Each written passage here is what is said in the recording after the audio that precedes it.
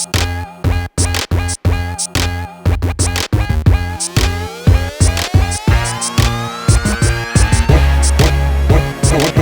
MMT? What is MMT? Andrea, it's for you now. Thank you, Dirk. Thank you for the invitation. Good morning, everyone. So this, in Steve's words, this is also a small provincial university I'm coming from. Small but good, especially the economics and finance department, but not only that.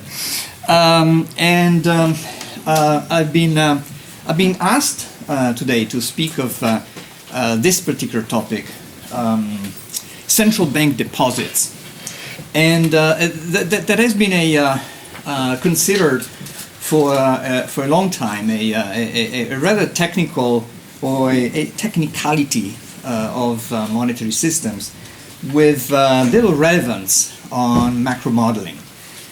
This has been true for many years and has changed with the quantitative easing. With the quantitative easing, the attention on central bank deposits has increased, and so the scope of this presentation is about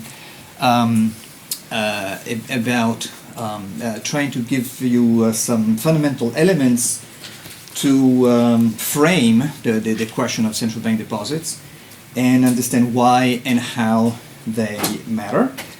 And because this is in fact the title of this conference, and I know the organizers don't only here mean why money does matter, because there has been answers of this kind. Milton Friedman made this dictum popular to show that money matters in the determination of nominal variables, not the real economy. So we're basically interested in not only that why money matters also means, as we all know, how money does matter. And the answer is simple. We all live in a monetary economy.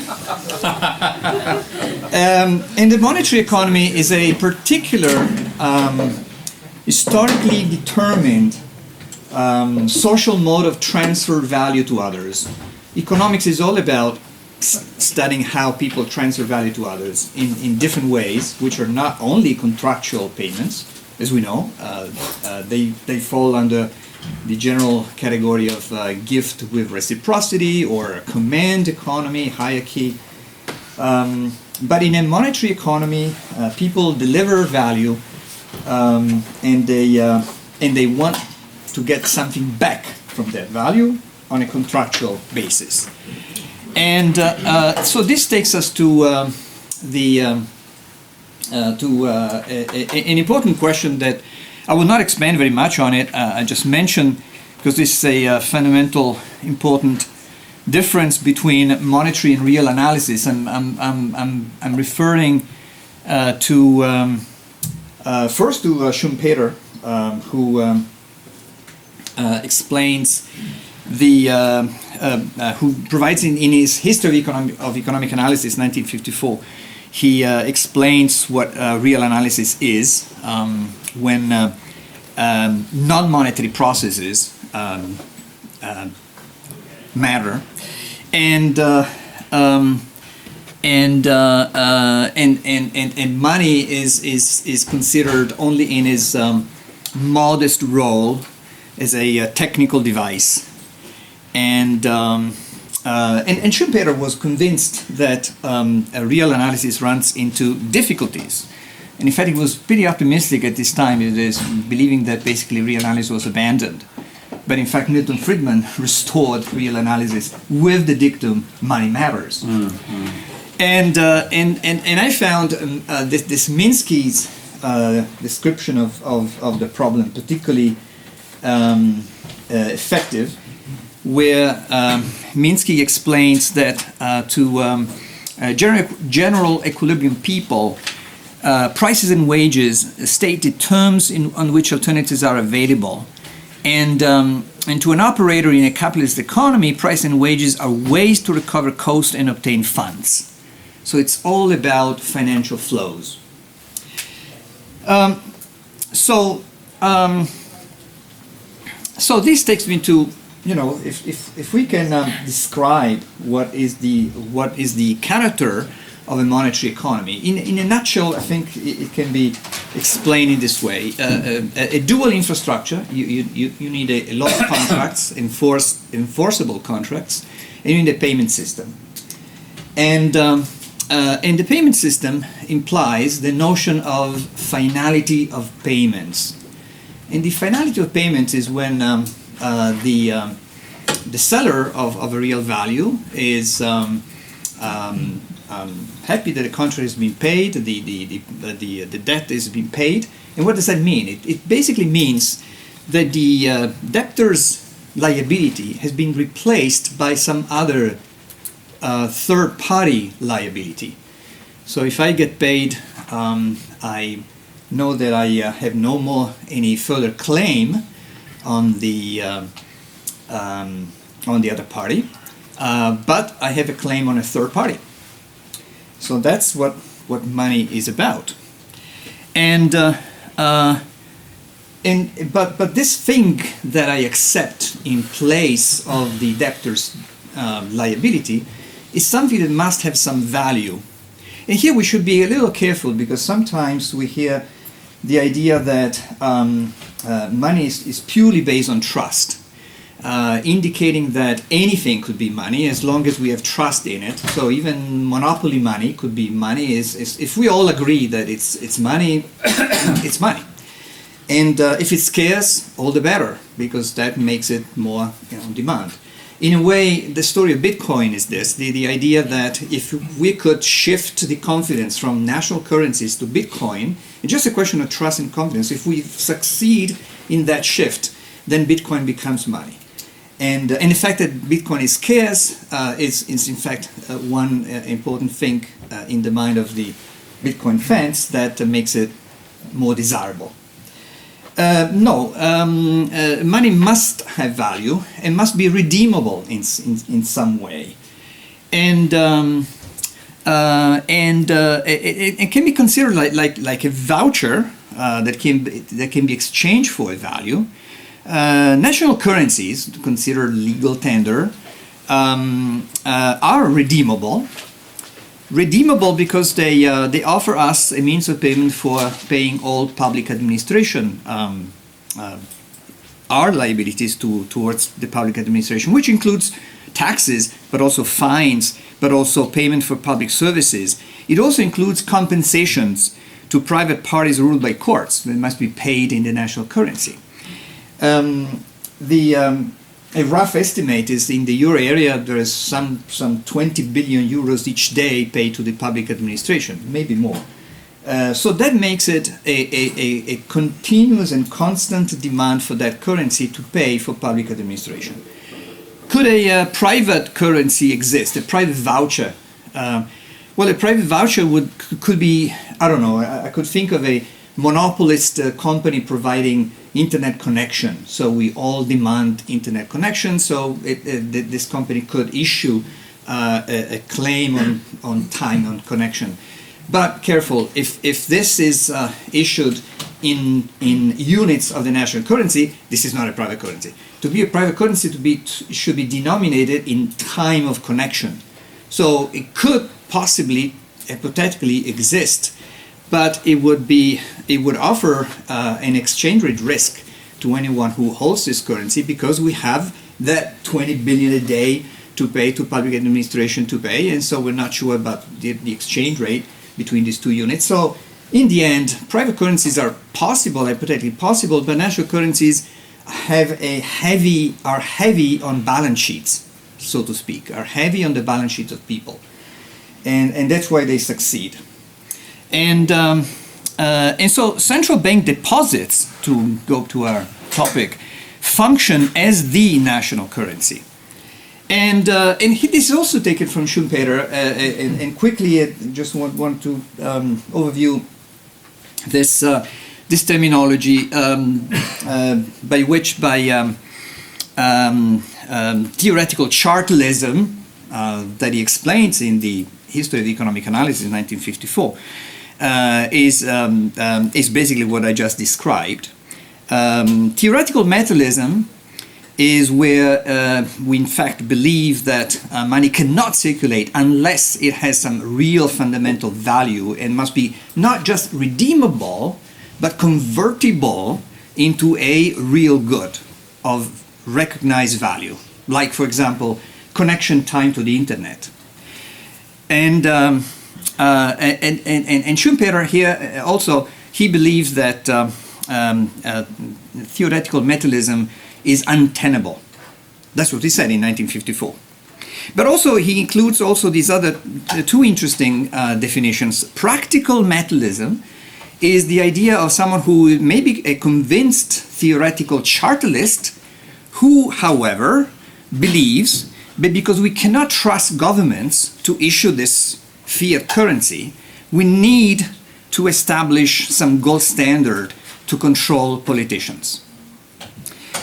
And also another version, which is practical chartalism, where you could even be a theoretical metalist and believe that gold is in fact the source of value, but say, well, but gold is, you know, is inelastic, costly, subject to fluctuations, impractical, so it's fine. We work with the fiat currency, but this fiat currency should be ruled very carefully. Well, in a way, this is true. I mean, national currency must be ruled, and I think the whole question also about this conference is about to define what are the proper rules to govern the national currency for good policy. And in fact, one of the concluding points of this presentation is that the government of money is a political issue. So as I continue this, I will cover central bank deposits as means of settlement. I will consider central bank deposits under alternative configurations. I will illustrate the connections with public debt and the notion of base money.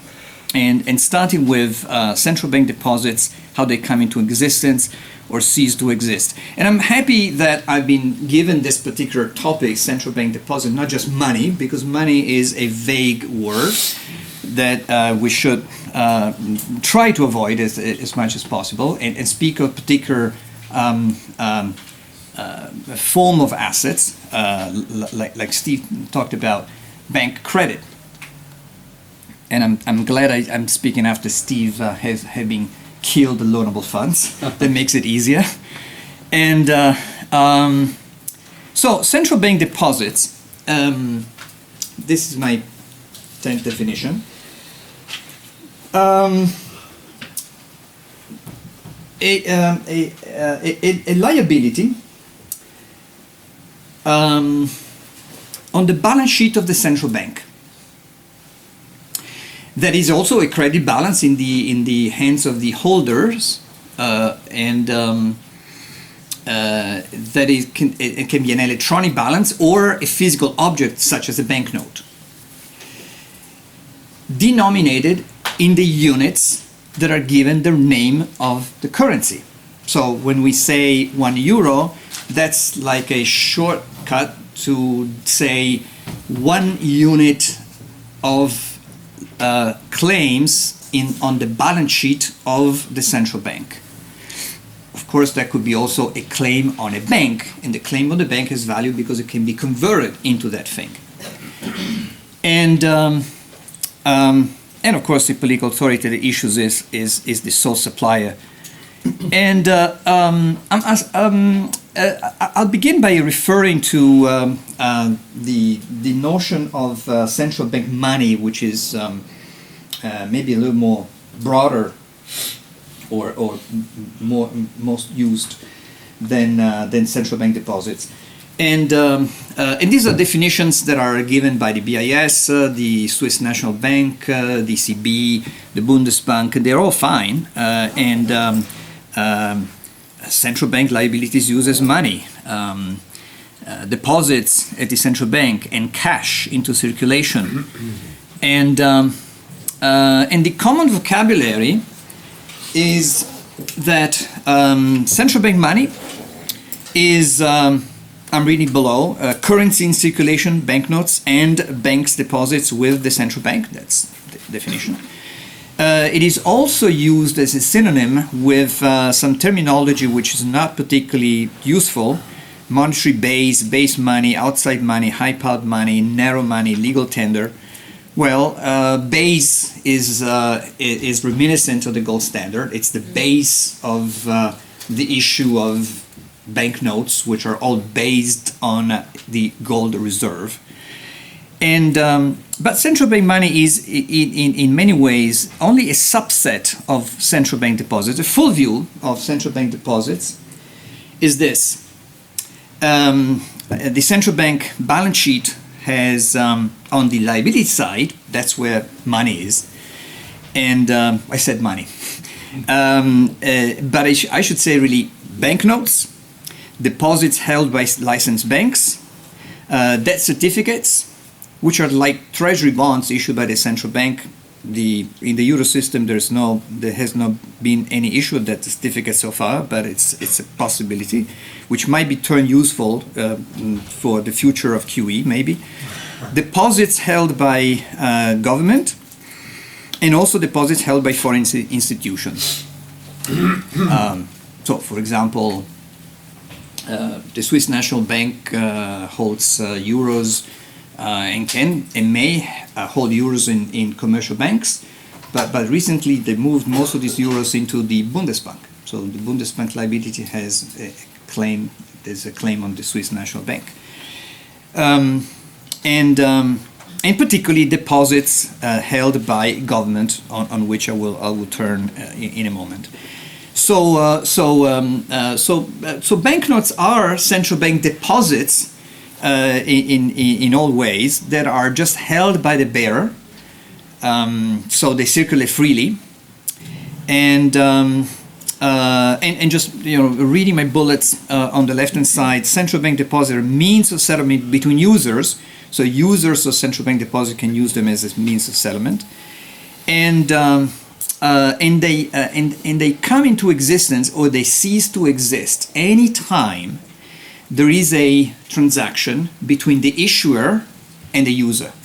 So when the issuer pays the user, that's where the central bank deposit comes into existence, and when the user pays the issuer, that's where they cease to exist. And because they exist as a result of a book entry, Dirk remind us the double entry bookkeeping, or maybe it was Steve, and the great invention of the 1400s by someone who's been described as a libertine monk, and published his book in Venice. And because of this bookkeeping technique for creating or destroying the national currency, you need a political rule for issuing it. And examples of political rules are the use of collateral policies, quantitative credit constraints, or monetary financing prohibitions. Means of settlement between users, that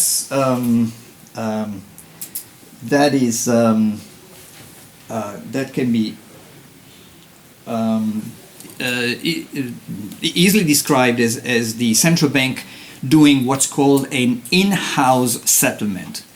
So two parties having an account at the same institution, one party pays the other by having one account being debited and the other account being credited.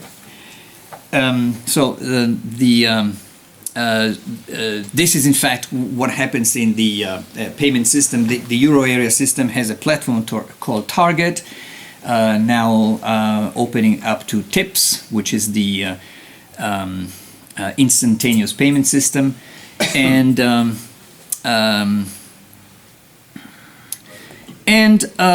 but in the base case, that is when we begin with a bank with two banks, and one making a payment to the other bank, and neither of the two banks have any claim on the central bank, then the way in which the payment is done is by the central bank allowing an overdraft on the bank that is making the payment, that is a loan, and then the bank, the receiving bank, will have its balance increased by the payment, by the amount of the payment.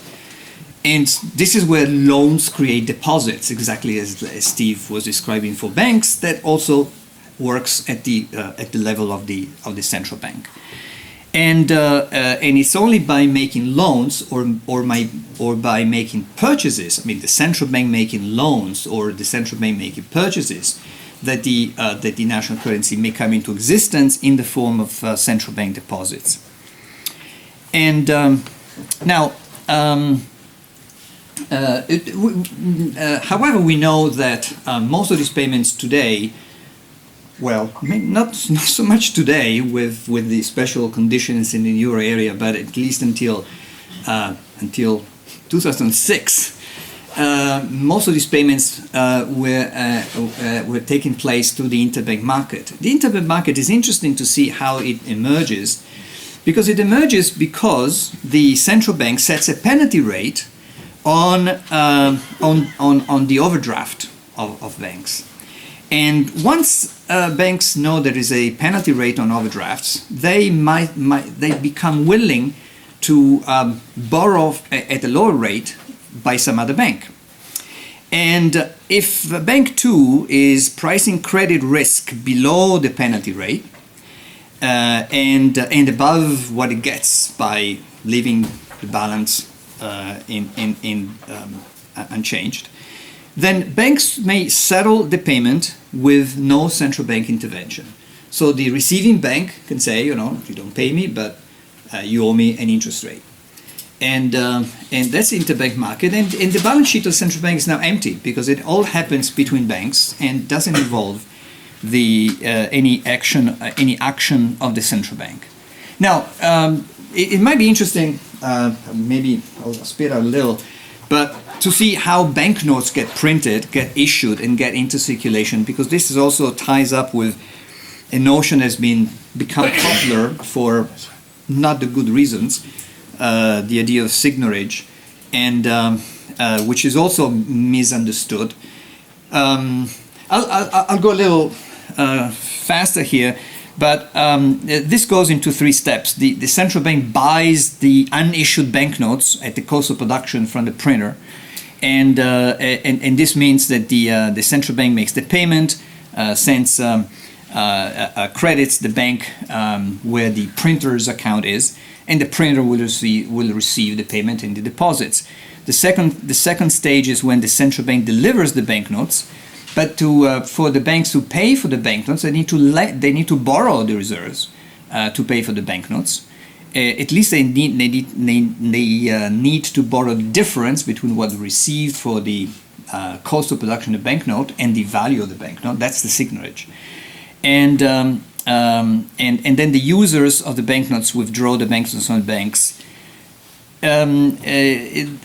What you see here is the capital of the central bank is going down, not up, because of signorage, which sounds strange, because the banknotes printing is costly.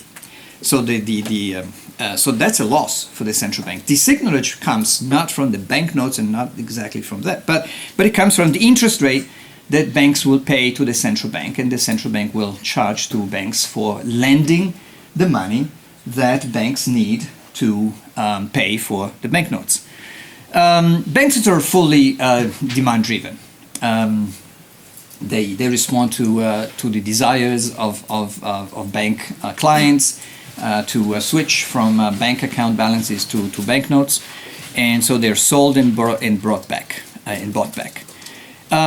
But let me show you the changing volume of central bank deposits in different configurations, because in a normal configuration, which has been basically in the euro area since start 1999 all the way to 2006, that okay, we know that banknotes are fully determined, but what about central bank deposits? Well, central bank deposits are both demand-driven and rule-driven. The rule-driven because there is a minimum requirement that the ECB has set, and which was 2%. Now it's still 1%. Now it's 1%. 2% of a certain aggregate of bank liabilities. So for all this time, neither the ratio nor the monetary aggregate of reference changed. So the only change was demand driven, and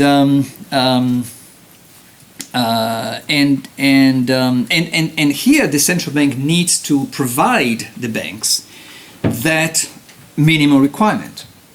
Once the minimum requirement has been set, the central bank is now will have to provide that amount, which they can either provide on request of each bank, more or less like the very first example I gave you. Anytime a bank needs to make a payment, they fund that bank, or by auctioning periodically, like every week, a certain amount of money, a certain amount of central bank deposits, I should say, that must match exactly the demand by banks, which is minimum requirements plus maybe a little precautionary amount, which is very small anyway, to make sure that the interest rate remains pretty stable. If we look at the scale is intentionally that way, and the line is so low because this prepares for what happens with QE. But up to 2006, this is the amount of central bank deposits in the euro area. Fairly stable. Of course, the scale doesn't show very much, but anyway, it shows the dynamics of bank credit that Steve was talking about. And we don't see that much, but there is a period of rise, then there is a period of constant, and then a rise again. It goes into three phases, and this is how central bank deposits have been determined up to then. Then there is the question of what happens if there is a rising counterparty risk, where banks find that the credit risk would justify asking an interest rate which is higher than what banks can borrow directly from the central bank. So banks will go to the central bank. This may happen technically not only in the case of rising counterparty risk, but also if the central bank squeezes the interest rate spread in such a way that it doesn't provide room to banks to make loans because the credit risk is higher than the squeeze interest rate. Something like this is maybe kind of happening today because the interest rate between the deposit rate and the lending rate is being very squeezed, and just a little bit of credit risk makes it more desirable to banks to borrow from the central bank directly. But also we live in times of very much excess reserves, so it's a mixed situation in that sense. So if there is no market, the central bank will lend to one bank, and hence the other bank balance will rise, and this has been happening after 2007. Here, the bank balances, so that particular category of central bank deposits called bank balances, which are not treasury balances or not foreign central bank balances, but bank balances have been driven by the demand by banks losing access to markets. And this is what happened between 2007 all the way to 2012. In fact, end of 2014. That's a chart. The peak is 2012, and that's where.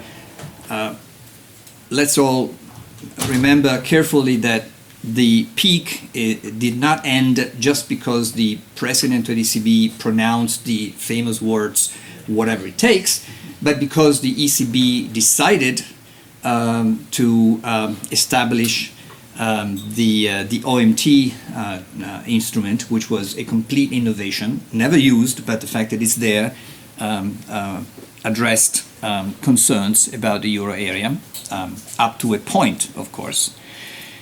But that's what happened up to then with the fragmentation of the money market. And it's fragmentation because the banks that lost access are not just scattered randomly in the euro area, but belong to certain countries and not to other countries. And that's why it's called a fragmentation amongst different jurisdictions. And then there is the changing volume, changing volume of central bank deposits with the asset purchase program when it's not sterilized, and when the central bank is a buyer. And let me go a little quicker here. This is the asset purchase program, and the line that you should look at is the highest, which includes it includes two forms of bank balances, the current account and deposit facility in the euro area. And I should at least be able to cover a couple of points about how payments from and to the government are being settled, because this is a particularly interesting aspect of central bank deposits. The how government funds its expenditures. Well, with no monetary financing prohibition, the central bank will buy public debt, we issue the bank balances, and this is how balances would look like. With monetary financing prohibition, you have a more complicated route by which the central bank does not lend to the treasury, does not lend to government, but lends to the banks that buy the bonds that fund the government spending. Interesting is that the two configurations are fairly similar. Well, of course, in one case the public debt sits in the central bank. In the other case, the public debt sits in the banking system. But the open market operations of the central bank can switch from one to the other, so that so they're not fundamentally different. And in fact, what happened with QE was in fact a massive purchase of public debt by the central bank. And if we wonder, well, the interest rate at which the government will be able to float the debt with the banks will inevitably depend on monetary policy. This is the 3 month and 6 month short-term federal government debt of the United States, and not surprisingly, the policy rate set by the Fed is this. And of course, they go together. This should be no surprise to any of you. But even if you look at the euro area. This is German and Italian debt up to 2006, and this is the policy rate. So the policy rate drives the interest rate of public debt. The concept of base money is probably to be reconsidered in many ways, and let me see what I can. You give me a couple of extra minutes, Dirk. Yeah. Okay. If we take this is an interesting experiment we can do by considering the consolidated non-government sector, which includes the banks. Therefore, no, it includes banks and the private sector, and also potentially the foreign sector. So this is where the statement that a surplus of the non-government sector must correspond to a deficit of the government sector, and this includes also the foreign sector. And in the consolidated domestic non-government sector now, because I've differentiated between the domestic part of the non-government sector and the foreign sector, we see that in the consolidated balance sheet of the domestic non-government sector, there are claims and liabilities with the public sector, which are those illustrated in this balance sheet. And the net worth will be positive if the sum of the assets minus liabilities is a positive number. And which takes us to let me switch to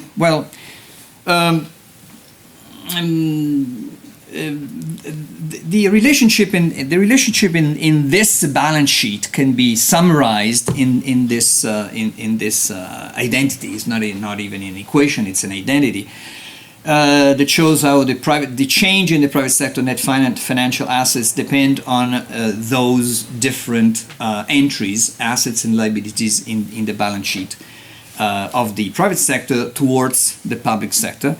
And this is an application to the euro area where we see this picture does not show Steve Kinn's side, right? So it's not the whole story because it doesn't show what's happening to the credit market or to the private debt market, but it shows that the bars on the positive sides, which are the net financial assets of the consolidated domestic non-government sector, are funded by the bars on the negative side.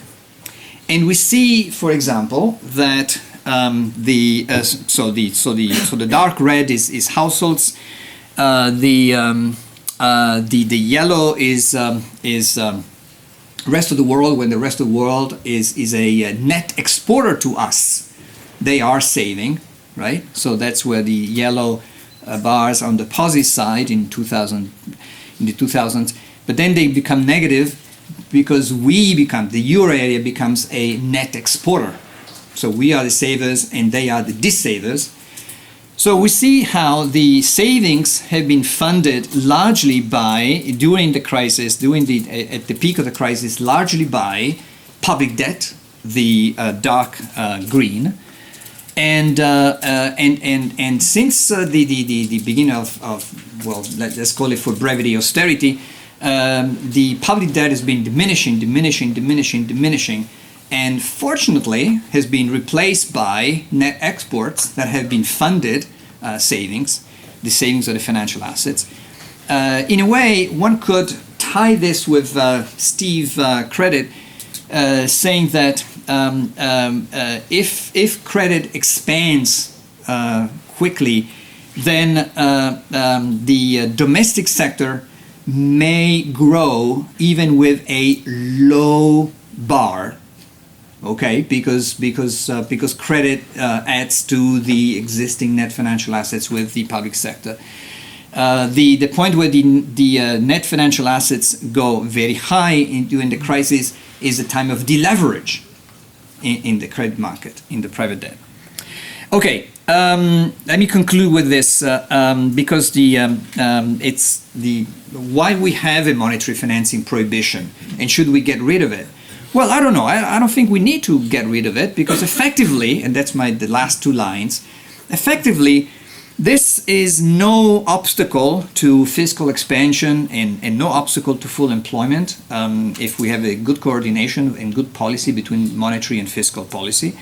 It may make the system vulnerable only if this also implies that the central bank cannot deal with the secondary market, which was the belief up to 2012, up to Draghi, up to the OMT. And but the reasons to have it are also weak, or we should have it in a different way. There is a Keynesian argument by which, well, if you have a central bank that is separate from the government, they can, raise interest rates if they see that there is too much expansion on the fiscal side. The monetarists have the weakest argument, where they argue that reserves are inflationary, and they believe in the money multiplier. And this is a form of money matters, which in fact has been used by Milton Friedman to show that the economy converges to a real equilibrium, so real analysis again. And also based on the notion that if the government pays off debt and replaces debt with bank balances, this is going to be more inflationary, which is also not true.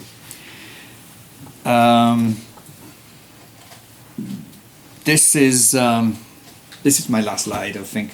There's no evidence of the monetarist argument during QE. On the top chart, there is the expansion of central bank deposits that I've discussed. And on the bottom chart, there is the rate of inflation, and the red line is the target of central banks. So central banks have been less able to achieve the target from the downside to the upside after QE than before QE, which is maybe surprising to some, but not to us. And government of money is a political issue. Thank you very much.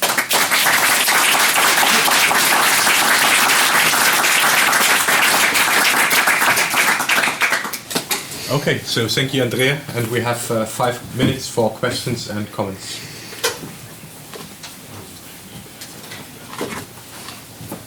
No one else? Yeah, obviously I really like the presentation. I really like the granularity about the differences between the different kinds of liabilities. I just wanted to zoom out and ask if you thought a useful place to go next with this story would be the kind of at-par convertibility analysis of the private liability structures. So particularly, for example, if there are banks that have deposit insurance as well as other guarantees so that their liabilities are functionally guaranteed at par by the public authority, it seems to me that at that point there's still a difference between that and central bank liabilities in terms of how quickly they can be converted, and there are other kinds of risks, but those risks are closer to the difference between like public debt and central bank deposits than they are a private instrument and a public instrument. So I'm just curious how you would extend this analysis to that next layer of the system by looking at, you know, anything that is publicly guaranteed at par convertible beyond just public debt and central bank liabilities. Yeah. Okay. No. Absolutely. And in fact, one of the most critical vulnerabilities of the euro area is the lack of a credible deposit insurance that we know it's been under discussion for a long time. And it seems that the question is, well, you got to reduce your risk first, and then we'll share the risk. And this is a never-ending story, it seems. Extending it, well, the brief answer, I think, may be this. In my identity, I have the private sector net financial assets. So I have the private sector and the public sector and the claims on the public sector only. Where in the bottom version, I have the DG is the claim on the public sector, G for government, and the DF is the claim on the foreign sector. And DP is the claim on the private sector, so there are the claims between private agents. So that's where Steve Keynes basically comes in. That's the credit expansion, and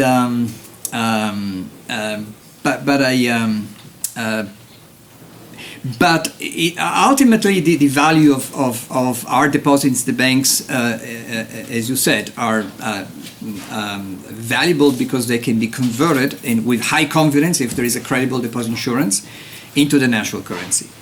And it's interesting how the story about the base money, what was called the base money or central bank deposits, had been considered for many years as a technicality which doesn't really interest us much, and is a dull, boring thing that has become more interesting with QE and some of the mainstream economists were caught by surprise, I think, but others less.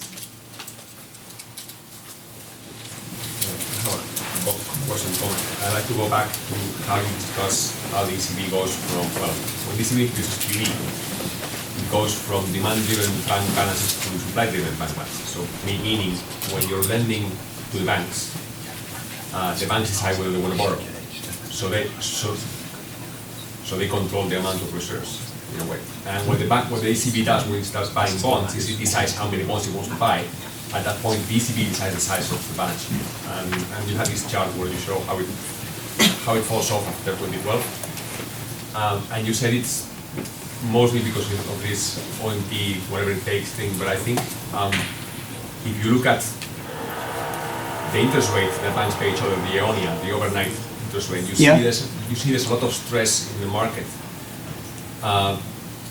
When the banks start repaying of this financing, when they fall off, there's a point that, that chart. Yeah. There's a point somewhere in 2014 where you start to see stress in the interest rate that banks pay each other. And I think that's what drove the ECB to decide. Well, there's two reasons. One is they may believe in a sort of quantitative theory of money thing, where they think they need a really big base money to raise inflation. I don't know if you think the ECB believes something like that. No, I don't think so. The other one is that even though the balances went down, I think the balances went down because banks were signaling virtue by saying we're not borrowing from the ECB anymore, and they were repaying this long-term refinancing operation too early. And you can see it in the interest rate that there's a lot of stress when the balance goes down. And at that point, the ECB says, okay, if you guys don't want to borrow reserves, I'm going to give you reserves by buying bonds. And I'm going to take away control from you because you guys can't do this. Okay. So I think you have this presentation on the volumes. I think it would be interesting to correlate that with the price of interbank. Sure. Because you see things like, you see the periodicity of the maintenance period of Okay. reserves. Yeah, well, there are two sides. One is the price and one is the volume in the interbank market. And the volume dropped quite significantly in 10, 11, and 12. Today is much lower than then because most banks have access to reserves. Right. And there's also a misunderstanding that I've noticed by some people who believe that countries with countries where the central bank has a negative target to balance, that means that they are short of reserves. No, Italy, for example, has a significant negative target to balance, but excess reserves. There is a significant amount of excess reserves in the Italian banks. I see your point. And the price in the market was always gravitating around the middle point between the deposit facility and the margin lending facility, but with a lot of stress, as you say, much volatility. On that point, you see that in 2009, the ECB switched from fixed tender to full allotment, and variable and fixed rate. And fixed rate, full allotment. They did that. Full allotment. When they do that, you see that the funding rate of the interbank market goes from the middle of the corridor, the repo rate, to the deposit rate, and it hasn't left the deposit rate yet, so it's at the bottom now. Yeah. Before 2009, it was in the middle. After 2009, it's at the bottom, and that correlates with this change of policy of the ECB in terms of this quantitative or price driven. So that's another place where you can analyze it by looking at you refer to the system. You refer to the system of the corridor, which is in a way, it's a complicated way to run the control of the interest rate. You talked about that when you talk about how the banks borrow at the bottom and lend at the top, and the credit risk only the credit risk justifies lending within the corridor. So basically, you're implying that when you talk about the credit risk. I think behind that there is also the belief that the interbank market is useful because it's a way to communicate information between banks, and banks can price credit risk of other banks. But one could also argue that the central bank, as the supervisor of banks, knows better the balance sheet of banks, and so the interbank market may not be that significant in measuring the credit of different lending institutions. Sorry, we're running out of time. Yeah. So I think what we'll do is now we'll do a surprise coffee break. So those who still have questions can ask a little bit later during coffee. So there's coffee and water just in the other room, but please use it all. Okay, thank you very much. I'll see you in 50 minutes.